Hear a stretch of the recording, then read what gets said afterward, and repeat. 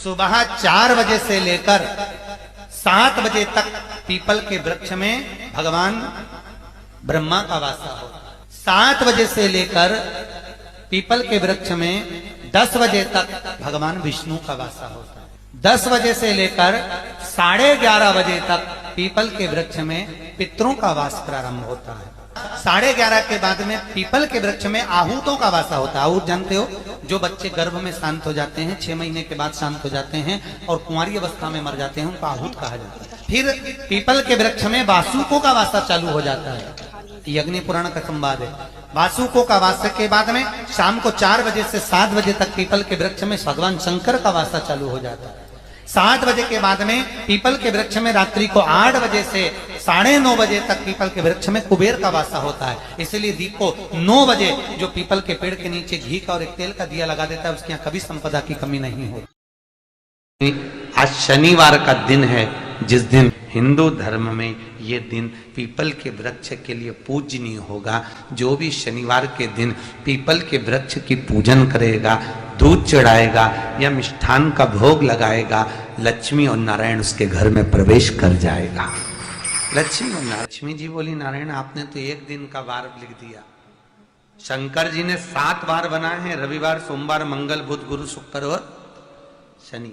ये शिव जी ने बनाया। अब एक दिन आपने अपना बना लिया, बाकी के दिन अगर कोई इस पीपल के वृक्ष के नीचे आएगा और यहां तो दरिद्रता बैठी है, तो उसका क्या होगा?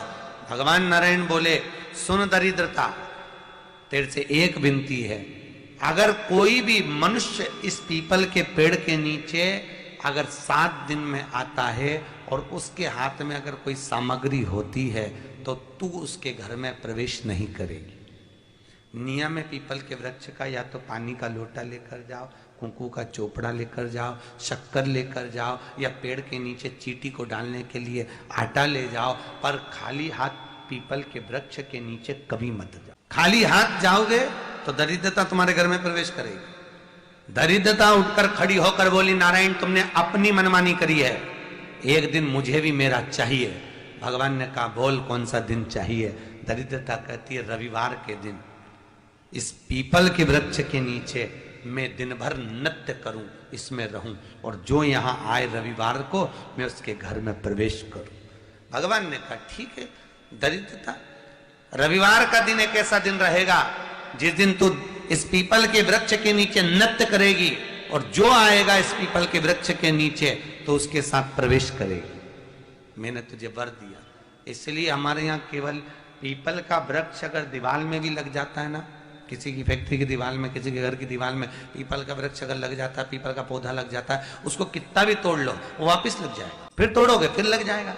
अगर पीपल के पौधे को तोड़ना है तो केवल रविवार का दिन एक नींबू, एक मिर्ची और बमूल का कांटा, ये 3 चीजें रखने के बाद में आधे घंटे बाद रविवार के दिन पीपल के पेड़ को उखाड़ कर फेंक दो।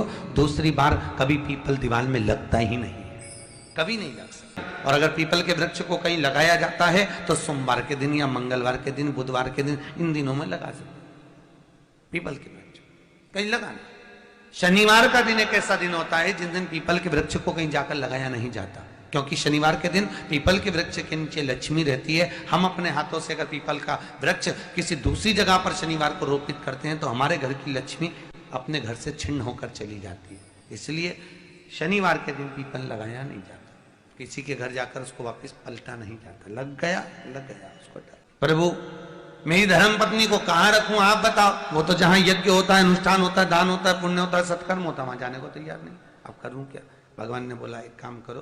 दुर्वासा जी बोले, जिसके यहाँ रात्रि में बर्तन झूठे पड़े रहते हो उसके घर में इस दरिद्रता को लेकर तुम प्रवेश कर जाना। जिसके यहाँ रात्रि में बर्तन झूठे पड़े हो वहां लेकर प्रवेश कर जाओ। दूसरी जगह दुर्वासा जी बोले, जो स्त्री घर में दोपहर के समय पर सो रही हो उसके घर में इसको लेकर प्रवेश कर। जो स्त्री दोपहर के समय में घर पर सो रही हो, इस दरिद्रता को लेकर प्रवेश कर जाइए। तीसरा, जिसके यहाँ पर दरवाजे पर कांटे वाले पौधे लगे हों उस घर में इस दरिद्रता को लेकर प्रवेश कर जाए। जिसके यहाँ पर भी अगर थोड़ी सी भी परेशानी होती है, थोड़ा सा क्लेश होता है, अशांति होती है, लक्ष्मी नहीं दिख रही हो, काम नहीं बन रहे हो, बहुत प्रयास करा जा रहा हो और हमारा कार्य नहीं होता, तो क्या करते हैं? फिटकरी और नमक को पानी में डाल देते हैं और घर में पोछा लगा देते हैं। आप लोगों ने आजकल फेसबुक पे भी पढ़ा होगा, व्हाट्सएप पे भी पढ़ा होगा। तो क्यों लिखा उसमें? उसका कारण ही केवल ये है कि दाता और विधाता की प्रियता उसमें। माता ख्याति के जो 4 बच्चे हुए, इसमें जो सुबह 4 बजे से लेकर 7 बजे तक पीपल के वृक्ष में भगवान ब्रह्मा का वासा होता है। 7 बजे से लेकर पीपल के वृक्ष में 10 बजे तक भगवान विष्णु का वासा होता है। 10 बजे से लेकर 11:30 बजे तक पीपल के वृक्ष में पितरों का वास प्रारंभ होता है। 11:30 के बाद में पीपल के वृक्ष में आहूतों का वासा होता है। आहूत जानते हो, जो बच्चे गर्भ में शांत हो जाते हैं, 6 महीने के बाद शांत हो जाते हैं और कुंवारी अवस्था में मर जाते हैं, उनको आहूत कहा जाता है। फिर पीपल के वृक्ष में वासुकों का वासा चालू हो जाता है। यज्ञ पुराण का संवाद है। वासुकों का वासा के बाद में शाम को 4 बजे से 7 बजे तक पीपल के वृक्ष में भगवान शंकर का वासा चालू हो जाता है। 7 बजे के बाद में पीपल के वृक्ष में रात्रि को 8 बजे से 9:30 बजे तक पीपल के वृक्ष में कुबेर का वासा होता है। इसलिए दीप को 9 बजे जो पीपल के पेड़ के नीचे घी का और एक तेल का दिया लगा देता है, उसके यहाँ कभी संपदा की कमी नहीं होती। कभी शिव मंदिर में जल चढ़ाने का मौका मिले और आप शंकर जी के मंदिर में जल चढ़ाने के लिए जाएं, तो केवल जल चढ़ाकर वापिस मत आना, केवल बेलपत्र चढ़ाकर वापिस ना आना, दिया लगाकर वापिस ना आना।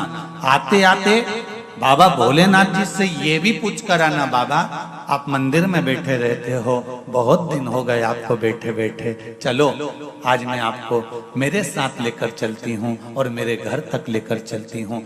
श्री शिवाय नमस्तुभ्यम।